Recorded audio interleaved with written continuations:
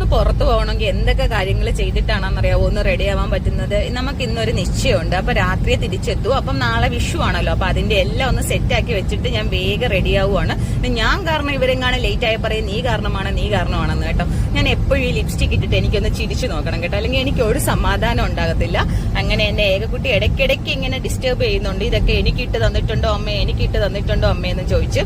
അങ്ങനെ ഞാൻ അതെല്ലാം ഇട്ടൊക്കെ കൊടുത്തു എന്നൊക്കെ കള്ളം പറഞ്ഞിട്ടുണ്ട്. അതിന്റെ ഇടയിൽ കൂടെ ഞാൻ ഈ 2 കമ്മലാണ് വെച്ച് നോക്കിയത്. അതിലെനിക്ക് വലിയ കമ്മലാണ് കൂടുതൽ ഇഷ്ടപ്പെട്ടത്. അങ്ങനെ ഞാൻ അത് ഫൈനലൈസ് ചെയ്തിട്ടുണ്ട്.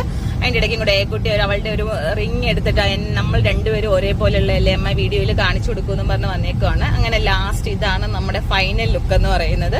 ഏക്കുട്ടി അതിന്റെ ഇടയ്ക്ക് കൂടെ അവളുടെ ഡ്രസ്സും പിങ്ക് ആണ്, അപ്പോൾ അവളുടെ വാച്ചും പിങ്ക് ആയതുകൊണ്ട് ആ വാച്ച് ഒന്ന് കഴുത്തിൽ വെച്ച് കൊടുക്കുമെന്ന് ചോദിക്കുകയാണ്. ഞാൻ പറഞ്ഞത് അതെങ്ങനെ നിനക്ക് ഫിറ്റ് ആവാനാണ്. അങ്ങനെ നമ്മളെല്ലാം വേഗം പിന്നെ റെഡിയായി കാറിൽ കയറിയിട്ടുണ്ട്. ഇനി അവിടെ എത്തുമ്പം കഴിഞ്ഞിട്ടുണ്ടോ എന്തോ.